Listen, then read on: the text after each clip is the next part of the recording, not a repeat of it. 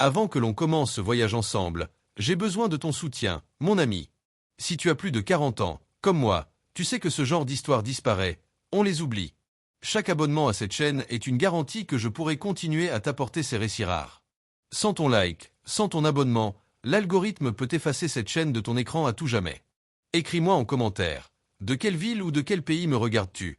Ça me motive à continuer. Active la cloche, mets un like, car demain pourrait être trop tard. Ces histoires dépendent de toi pour survivre. On y va ensemble. Elle marchait seule sur la route enneigée, serrant contre elle un manteau trop fin pour arrêter le vent. Depuis la mort de son mari, plus personne ne lui avait ouvert la porte. Les voisins détournaient les yeux, ses amis d'autrefois ne répondaient plus. À 64 ans, elle n'avait plus de maison, plus de famille, plus d'endroit où poser son cœur fatigué.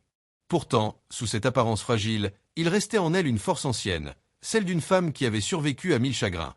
Cette nuit-là, lorsque le froid devint trop profond, elle aperçut au loin la silhouette d'un manoir oublié, sombre comme un souvenir qu'on essaie d'effacer. Les gens du village murmuraient que personne n'y vivait depuis 50 ans. Certains disaient qu'il était hanté, d'autres affirmaient qu'il s'effondrerait à la première tempête. Mais pour elle, c'était simplement un toit. Elle poussa le portail rouillé qui gémit comme un vieil ami et s'avança dans l'allée creusée par le temps. À chaque pas, elle sentait le poids des années, mais aussi un inexplicable frisson d'espoir. Quand elle entra, l'odeur de poussière et de bois mouillé la fit tousser. La grande pièce était plongée dans l'obscurité, sauf un rayon de lune qui glissait par une vitre fissurée. Elle déposa son petit sac au sol et posa la main sur le mur froid. Malgré la décrépitude, elle sentit quelque chose comme une pulsation, une présence silencieuse qui la regardait. Ce manoir n'était pas mort. Il attendait. Peut-être quelqu'un qui, comme elle, avait été rejeté. La première nuit fut la plus dure. Le vent sifflait à travers les trous du toit, faisant vibrer les murs. Elle se couvrit de journaux trouvés dans un tiroir, tremblante, se demandant si elle avait fait une folie. Pourtant, au petit matin, quand la lumière éclaira les toiles d'araignée comme des fils d'or, elle sut qu'elle resterait. Elle n'avait rien à perdre et peut-être, ici, quelque chose à reconstruire. Les jours suivants, elle explora chaque pièce, découvrant des portraits anciens au visage effacé, des meubles cassés, des lettres jaunies racontant une histoire de solitude et d'abandon. Elle sentit une étrange connexion avec ceux qui avaient vécu là avant elle. Chaque planche grinçante semblait lui murmurer « Reste ». Elle commença par allumer un feu dans l'ancienne cheminée. Il fumait beaucoup, mais la chaleur lui apporta des larmes de soulagement. Puis elle trouva un vieux balai et, centimètre par centimètre, elle nettoya le sol. Le manoir, lentement, semblait respirer de nouveau. Les oiseaux, qui avaient déserté le lieu depuis longtemps, commencèrent à se poser sur les rebords. Une lumière nouvelle se glissait entre les fissures, comme si la maison reconnaissait enfin celle qui la réveillait. Mais le village n'appréciait pas son retour. Quelques habitants passaient devant le portail et murmuraient qu'elle n'avait pas le droit de s'installer là. Certains la traitaient de folle. Une femme, la voyant ramasser du bois, lui lança « Tu devrais partir. Ce manoir n'est pas pour toi. » Elle se contenta de sourire. Elle avait trop souffert pour être encore blessée par des mots. La seule chose qui comptait désormais était ce lien mystérieux entre elle et cette demeure abandonnée. Toutes les nuits, elle parlait au mur, comme si quelqu'un l'écoutait.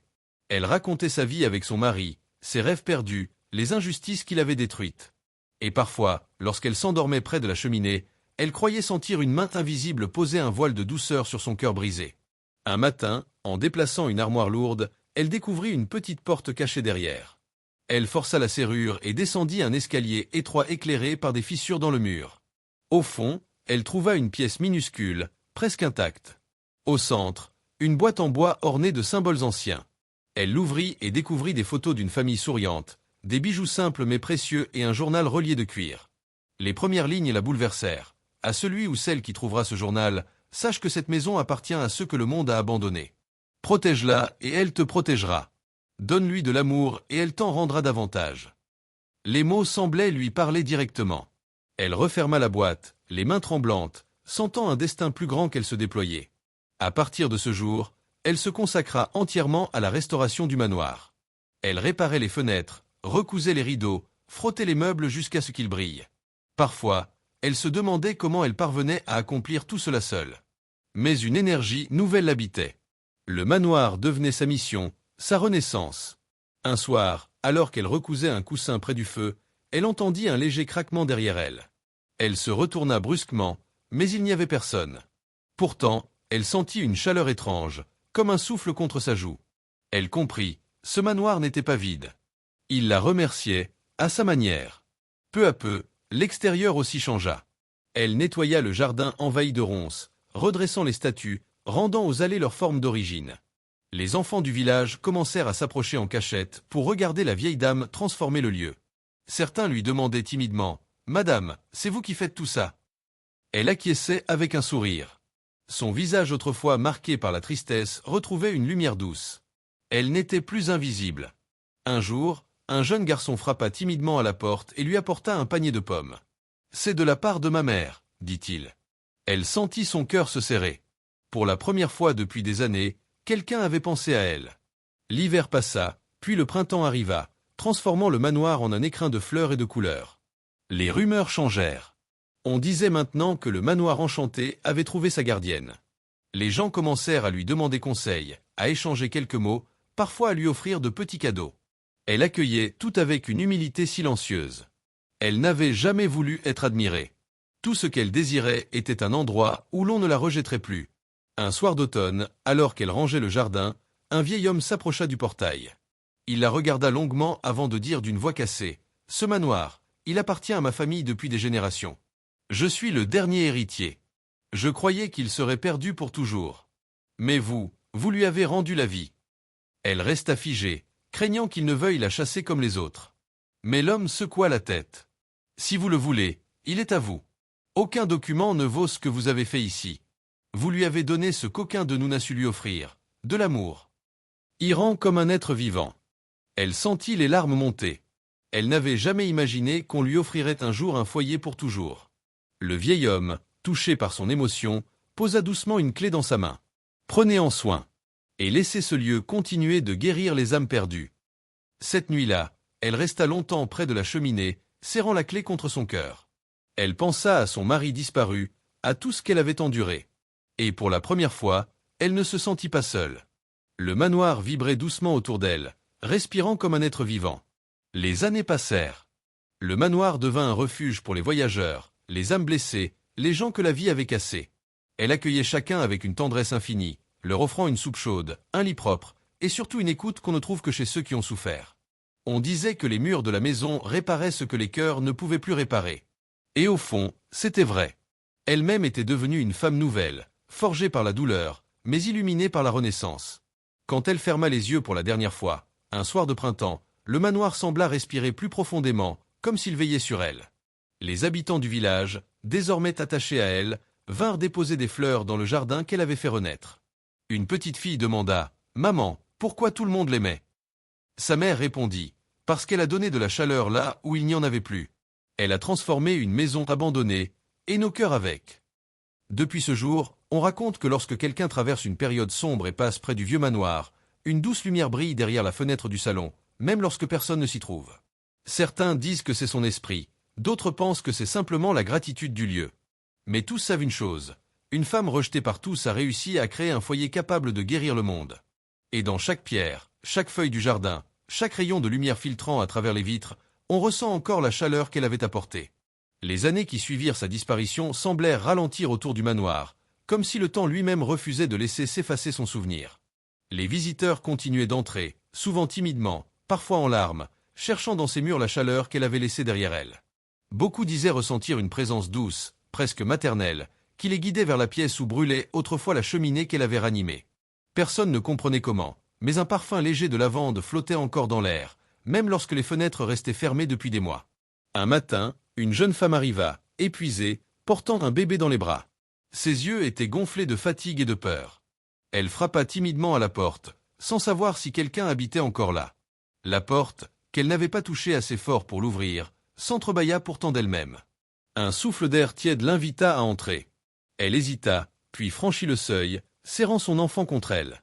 La maison sembla s'illuminer légèrement, comme si elle reconnaissait la détresse de cette nouvelle arrivante.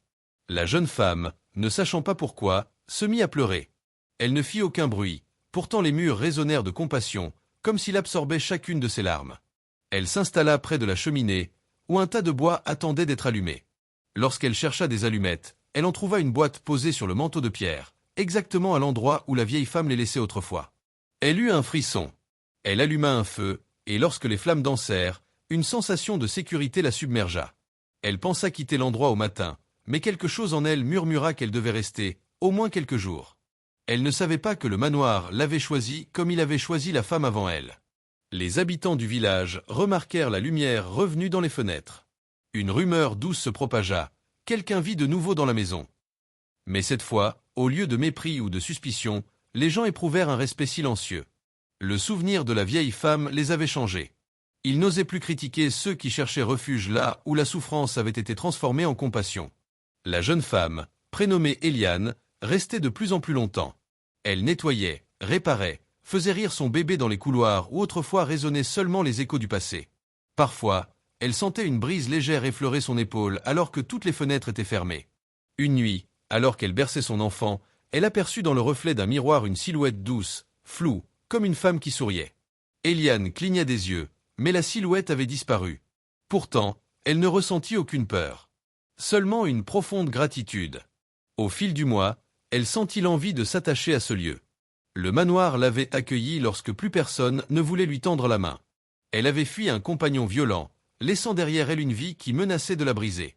Ici, enfin, elle pouvait respirer. Un soir, elle décida de lire le journal que la vieille femme avait laissé avant elle.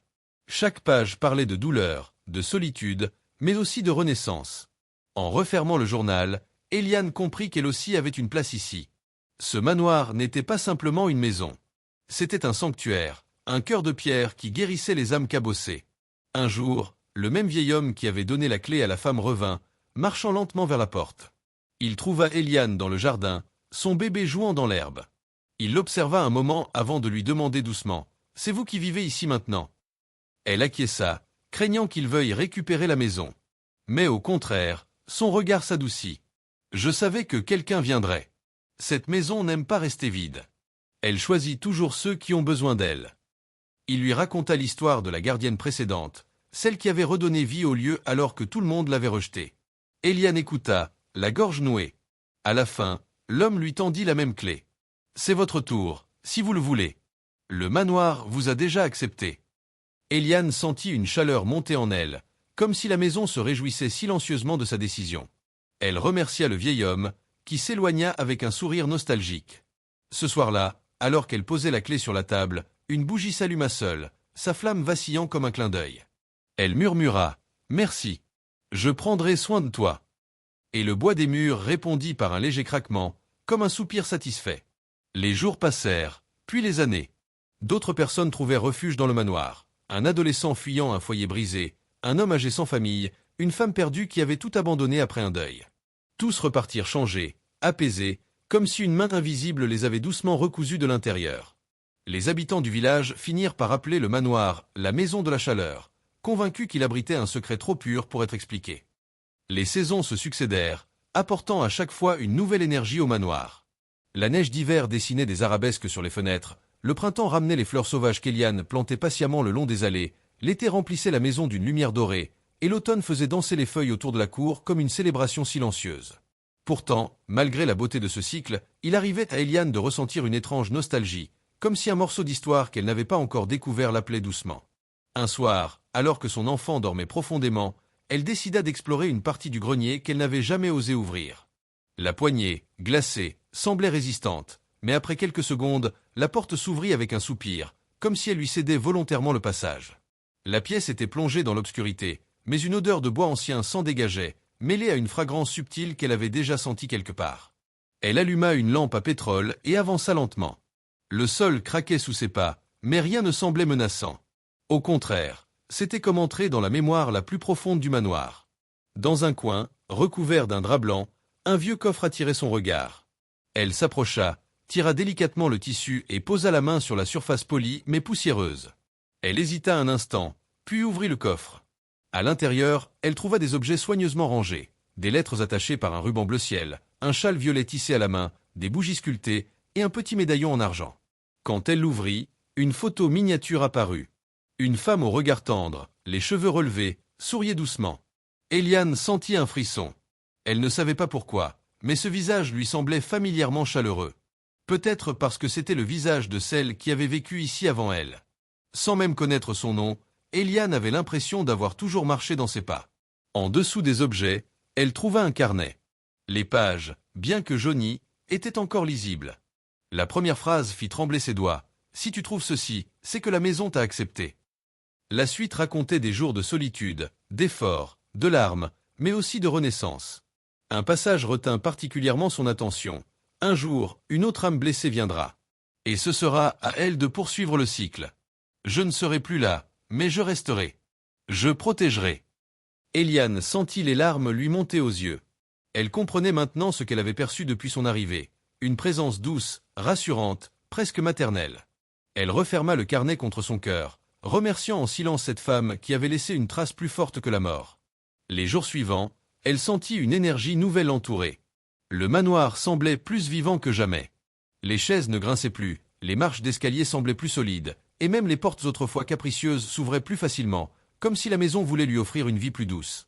Certains soirs, alors qu'elle chantait pour endormir son enfant, elle sentait un souffle léger dans les cheveux du petit, comme une caresse invisible. Le village, lui aussi, changeait. Les habitants venaient parfois lui demander conseil, non pas par obligation, mais parce qu'ils ressentaient chez elle une sagesse qu'ils ne comprenaient pas. Certains disaient qu'Eliane avait le don de calmer les tempêtes intérieures des autres. Elle souriait sans jamais se vanter. Au fond d'elle, elle savait que ce n'était pas seulement elle. C'était le manoir qui parlait à travers elle, qui inspirait ses mots et adoucissait son cœur. Un jour d'hiver, alors qu'elle rentrait de la forêt avec du bois, elle trouva sur le perron un jeune homme transi de froid, le regard perdu. Il tremblait, incapable de prononcer un mot. Elle l'invita à entrer sans poser de questions. Lorsqu'il put parler, il avoua qu'il avait quitté sa famille après une dispute violente, qu'il n'avait nulle part où aller. Eliane l'écouta, puis posa une main sur son épaule en disant simplement « Reste autant que tu veux.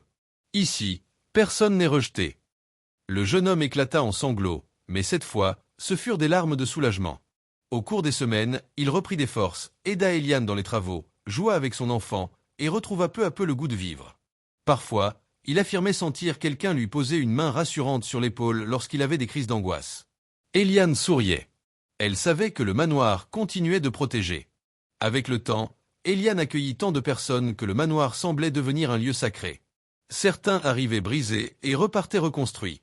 D'autres revenaient déposer des fleurs, des mots de gratitude, ou simplement pour s'asseoir un moment dans le jardin, comme si l'endroit leur rappelait que la douceur existe encore. Et un soir, alors qu'Eliane brossait les cheveux de son enfant, désormais assez grand pour courir dans les couloirs, elle sentit une émotion profonde l'envahir. Elle leva les yeux vers le plafond, vers ces poutres anciennes qui avaient vu tant d'histoires. « Je sais que tu es encore là », murmura-t-elle. Le vent extérieur cessa un instant, comme si la maison retenait son souffle. Puis un craquement délicat parcourut les murs, un son subtil mais clair, semblable à un murmure répondant « Je ne partirai jamais ». Et Eliane comprit alors que tant qu'il existerait des âmes blessées dans le monde, quelqu'un trouverait un jour le chemin jusqu'à ce manoir. Et la chaleur continuerait de vivre, inépuisable, portée par toutes celles qui avaient aimé avant elle. Les années glissèrent comme des feuilles poussées par un vent doux, et le manoir devint le cœur silencieux d'une petite communauté de vie réparée. Eliane, qui autrefois tremblait de peur à l'idée de marcher seule dans la nuit, traversait désormais les couloirs avec une assurance sereine. Elle avait appris à écouter les messages que la maison lui envoyait, à comprendre les vibrations discrètes du bois, les souffles légers des rideaux lorsqu'aucune fenêtre n'était ouverte. Elle savait que ce n'étaient pas des hasards, mais des gestes de présence, de soutien, de continuité. Un après-midi de printemps, elle trouva sur la barrière du jardin un chat gris, aux yeux étonnamment clairs, presque humains. Il la fixait sans bouger, comme s'il l'observait depuis longtemps. Lorsqu'elle s'approcha, il ne recula pas. Au contraire, il s'assit et poussa un miaulement grave, inhabituellement doux. Eliane sourit et l'invita à entrer. Le chat la suivit dans la maison, marcha lentement dans l'entrée, puis s'arrêta devant le salon, exactement à l'endroit où, autrefois, la vieille femme s'asseyait pour lire. Le chat s'installa là, enroulé sur lui-même, comme si cet endroit lui appartenait déjà. L'enfant d'Eliane, maintenant assez grand pour poser 1000 questions, demanda « Maman, tu crois que c'est elle ?» Elle ne sut quoi répondre. Mais au fond d'elle, une pensée subtile la traversa. Parfois, les présences reviennent autrement, non pour hanter, mais pour accompagner. Le chat resta. Il semblait comprendre chaque émotion, se blottissant contre les visiteurs tristes, suivant Eliane lorsqu'elle avait des décisions difficiles à prendre, miaulant doucement lorsque quelqu'un mentait à propos de ses blessures. Il devint une part du manoir, un gardien silencieux aux yeux de lumière. « Tu apprécies cette histoire ? Alors ne la laisse pas se perdre. Tu sais, mon ami, à chaque vidéo que je publie, ma plus grande peur est que tu ne vois pas la prochaine. YouTube ne montre mes vidéos que si tu es abonné et que la cloche est activée. Mets un like maintenant, ce geste simple indique à l'algorithme que ces histoires méritent d'exister. Dis-moi en commentaire d'où tu regardes, France, Brésil, Canada? Ta présence ici me donne la force de continuer. Ne disparais pas. Ne me laisse pas parler dans le vide. Ces histoires sont pour toi. Un soir d'orage, alors que la pluie tombait en rafales violentes, un coup retentit à la porte. Eliane, habituée désormais aux arrivées inattendues, alla ouvrir. Sur le seuil se tenait une femme âgée, trempée jusqu'aux os, tenant dans ses mains une valise si ancienne que le cuir semblait prêt à se déchirer. Mais ce fut son visage qui frappa Eliane. Il exprimait une fatigue si profonde, si ancienne, qu'on aurait dit que des décennies de douleur y étaient gravées. Sans un mot, Eliane l'invita à entrer. La vieille femme s'assit près du feu, ses mains tremblant légèrement. Le chat grimpa sur ses genoux comme s'il la reconnaissait. Après un long silence, la vieille femme parla d'une voix cassée. Elle avait perdu son mari, puis ses enfants, puis sa maison, et il ne lui restait plus que cette valise et une photographie froissée qu'elle serrait encore. Mais ce qui surprit Eliane fut la suite. Je ne sais pas pourquoi, mais quelque chose m'a guidé jusqu'ici. Comme si quelqu'un m'appelait. Eliane sentit un tressaillement dans l'air, un frisson qui courut le long des murs. La maison vibrait légèrement, comme un cœur qui reconnaît une âme sœur. Elle comprit que cette femme devait rester, au moins quelque temps. Elle lui donna une chambre donnant sur le jardin, celle qui recevait le plus de lumière le matin. La vieille femme pleura en voyant le lit propre et la fenêtre ouverte sur la forêt. « Je croyais que plus jamais je ne serais accueillie quelque part, » murmura-t-elle. Le manoir, en réponse, fit grincer doucement le parquet, comme un murmure bienveillant. Au fil des semaines, la vieille femme retrouva des forces.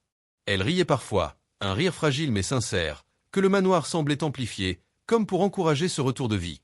Elle racontait des histoires anciennes, des souvenirs d'un temps où les familles restaient unies malgré la pauvreté.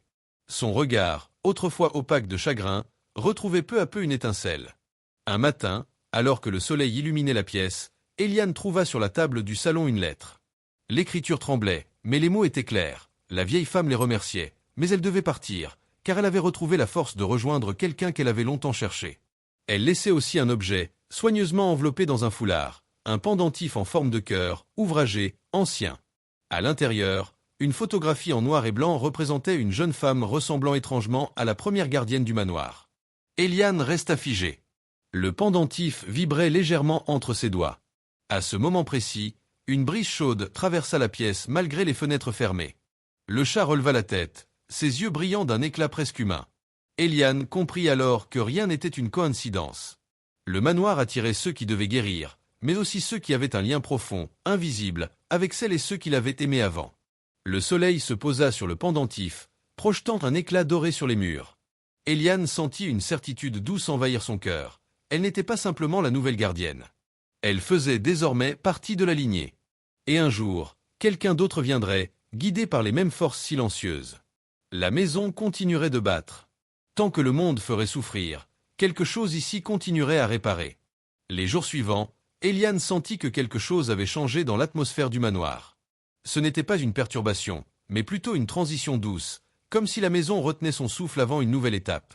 Le pendentif laissé par la vieille femme semblait vibrer sous la lumière du matin, projetant sur les murs un reflet argenté qui se déplaçait lentement, comme un signe, comme une présence qui voulait se manifester sans effrayer.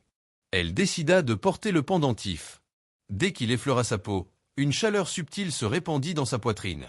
Elle ferma les yeux, et pendant un bref instant, elle eut l'impression d'entendre un murmure très lointain, presque un souffle, une voix féminine, douce, rassurante. Ce n'était pas un mot, juste un sentiment. Elle comprit qu'elle n'était pas seule. Pas vraiment. Et qu'elle ne l'avait jamais été. Une nuit, alors que tout était silencieux, Eliane se réveilla soudain. Elle ne savait pas pourquoi. La lune éclairait légèrement le couloir, projetant des ombres paisibles sur le sol. Elle sortit de sa chambre, attirée par une sensation étrange, une sorte d'appel silencieux. En descendant les escaliers, elle entendit un craquement léger, puis un autre, mais ce n'était pas inquiétant. C'était comme une respiration lente, profonde, venant des murs eux-mêmes. Elle arriva dans le salon et trouva le chat assis au centre de la pièce, immobile, les yeux fixés vers un point invisible. Eliane suivit son regard. Là, près de la cheminée éteinte, juste au-dessus du tapis, elle vit une lueur blanche très douce, presque transparente. Une silhouette floue, délicate, se forma un instant, comme une femme debout, les mains jointes. Eliane resta sans voix. La silhouette ne bougeait pas, mais une émotion immense se dégageait d'elle. Pas de peur. Pas de douleur. Juste une profonde reconnaissance. Puis la silhouette s'effaça lentement, comme si la lumière se dissolvait dans l'air. Le chat miaula doucement, comme pour confirmer qu'Eliane n'avait pas rêvé. Le lendemain, Eliane raconta ce qu'elle avait vu au jeune homme qu'elle avait accueilli quelques mois plus tôt. Au lieu de se moquer ou de douter, il hocha simplement la tête. « Tu n'es pas la seule à avoir senti quelque chose, » dit-il. « Hier soir, j'ai rêvé d'une femme qui me disait de ne plus avoir peur. Elle avait les mêmes yeux que la femme sur la photo du pendentif. » Eliane le regarda sans parler, mais son cœur se mit à battre plus fort. Le manoir n'abritait pas seulement des souvenirs. Il abritait une continuité. Une présence qui ne disparaissait pas. Une essence qui persistait à travers ceux qu'il choisissait. Quelques jours plus tard, un événement inattendu arriva. Une lettre parvint au manoir, adressée à personne en particulier. L'écriture, tremblée mais élégante, semblait dater d'une autre époque. À l'intérieur, un simple message. « Je reviendrai lorsque la maison sera prête. Gardez la lumière allumée. » Il n'y avait ni signature, ni date. Pourtant, Eliane sentit une émotion étrange en lisant ces mots. Comme si la femme du passé, celle qui avait tout reconstruit après avoir été rejetée de tous, voulait dire quelque chose de plus profond. La nuit suivante, le vent souffla plus fort que d'habitude, mais les murs du manoir restèrent parfaitement stables, comme s'ils défiaient la tempête. Eliane s'approcha de la fenêtre et observa les arbres se courber sous les rafales. Son enfant dormait profondément dans la chambre voisine. Le chat ronronnait sur le rebord de la fenêtre, parfaitement calme. Et soudain, au milieu du vent, elle entendit un son clair, presque un appel. Pas dans la maison, mais dans la forêt. Un cri bref, puis un silence. Quelqu'un avait besoin d'aide. Sans réfléchir, elle prit une lampe et sortit dans la nuit froide. Le chemin était glissant, la pluie battante, mais quelque chose la guidait. Comme si le manoir lui-même lui indiquait la route. À la lisière des arbres, elle trouva une jeune fille blessée, trempée, tremblante, à peine consciente. Eliane la prit dans ses bras sans hésiter, la ramena au manoir et la déposa près du feu, où le chat vint aussitôt se blottir contre elle. Le jeune homme, réveillé par l'agitation, accourut et prépara une boisson chaude. Quand la jeune fille ouvrit enfin les yeux, elle murmura d'une voix presque inaudible. « Je ne savais plus où aller, mais j'ai vu une lumière, là-bas, entre les arbres. Je crois que quelqu'un m'appelait. » Eliane échangea un regard avec le jeune homme. Le manoir avait décidé. Une nouvelle âme avait besoin de guérison. Et la chaleur ne s'éteindrait jamais, tant qu'il existerait quelqu'un pour écouter ses murmures. La nuit tomba avec une douceur trompeuse, laissant le manoir respirer une chaleur nouvelle. Le feu crépitait encore, projetant ses ombres dansantes sur les murs, comme si les souvenirs anciens se réveillaient enfin après des années de silence. Élodie resta longtemps devant les flammes, incapable de détacher son regard de cette vie qu'elle sentait renaître en elle. Sa solitude n'était plus une cage, mais un point de départ. Elle s'assit sur le vieux tapis poussiéreux qu'elle avait secoué plus tôt, et une émotion inattendue la submergea. Pour la première fois depuis des années, elle avait l'impression d'être accueillie quelque part. Elle ouvrit son sac, en sortit la petite boîte en métal qu'elle gardait depuis la mort de son mari. Dedans, il ne restait que 2 photos et une alliance éraflée. Elle la serra entre ses doigts, les larmes montant malgré elle. Mais cette fois, elle n'avait pas le goût amer du désespoir. Elle ressemblait à une libération lente, une permission d'exister encore. Un léger souffle d'air fit vaciller les flammes, et elle sentit presque une présence rassurante effleurer son épaule, comme une bénédiction silencieuse. Au matin, elle se réveilla enveloppée dans une paix qu'elle croyait impossible. Le manoir ne paraissait plus hostile. Il semblait l'observer avec curiosité, comme si lui aussi voulait savoir ce qu'elle ferait de ce nouveau chapitre. Alors, déterminée, elle se leva et reprit ses travaux. Elle dégagea les rideaux lourds pour laisser un torrent de lumière envahir la grande pièce. Les poussières scintillèrent comme de l'or, et elle sourit malgré elle. La chaleur qu'elle voulait apporter au monde commençait ici. Elle passa des heures à nettoyer, réparer, balayer, parfois jusqu'à s'épuiser, mais jamais elle ne s'arrêta vraiment. Chaque clou qu'elle enfonçait, chaque meuble qu'elle redressait, chaque pas qu'elle faisait dans ces pièces froides, semblait guérir un morceau de son propre cœur.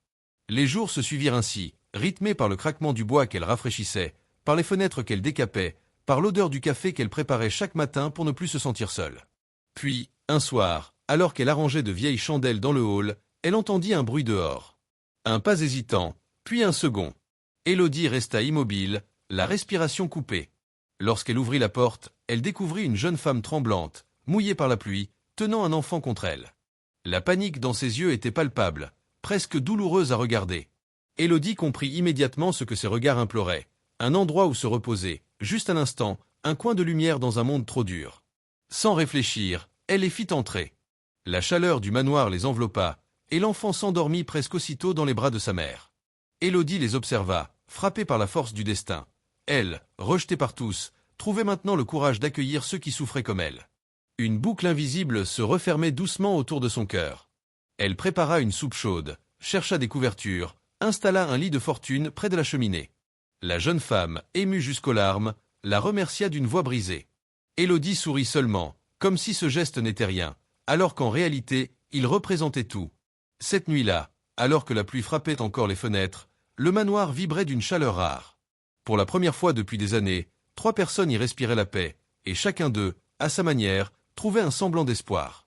Élodie comprit que ce lieu n'avait pas besoin d'être restauré pour être magnifique, il avait simplement besoin d'être vivant. Et au fond d'elle, une certitude se forma. Elle n'était plus seulement en train de reconstruire des murs, mais de reconstruire des vies, y compris la sienne. Le lendemain matin, Élodie se réveilla avant le soleil. La présence de la jeune femme et de l'enfant endormis dans le salon avait transformé le silence du manoir. Ce n'était plus un vide écrasant, c'était une respiration partagée. Elle avança doucement pour ne pas les réveiller, et lorsqu'elle aperçut le petit garçon roulé dans la couverture, son cœur se serra. Il ressemblait étrangement à ce qu'elle avait perdu autrefois, l'innocence d'une vie qui n'avait pas encore eu le temps de se briser. Elle se dirigea vers la cuisine, fit chauffer de l'eau et prépara du café. L'odeur chaude se répandit dans les couloirs, mêlée à celle du bois humide et des meubles anciens. Elle n'aurait jamais imaginé que ce manoir abandonné deviendrait un refuge, encore moins qu'il lui offrirait une seconde chance de donner quelque chose de précieux. Quand la jeune femme se réveilla enfin, les yeux encore gonflés par les larmes et la fatigue, Élodie l'accueillit d'un sourire simple, mais d'une sincérité rare. La jeune mère raconta son histoire, d'une voix hachée, presque coupée par la honte. Elle avait fui une situation de violence, laissé derrière elle une vie qui n'était plus la sienne, marchant pendant des heures sans savoir où aller. Tout ce qu'elle voulait, c'était protéger son fils.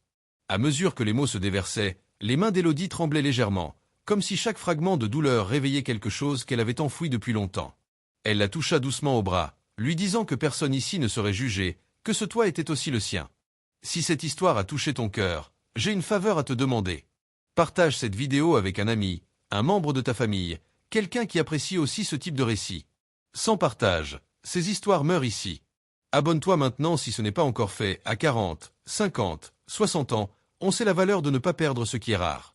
Mets un like, écris-moi en commentaire de quelle ville ou de quel pays tu regardes, découvrir mon public me touche énormément. Active la cloche, car la prochaine vidéo pourrait être encore plus forte, mais elle n'arrivera à toi que si tu fais ta part maintenant. Ne laisse pas l'algorithme décider à ta place. Ces histoires dépendent de notre unité. À la prochaine, mon ami. Ne disparais pas.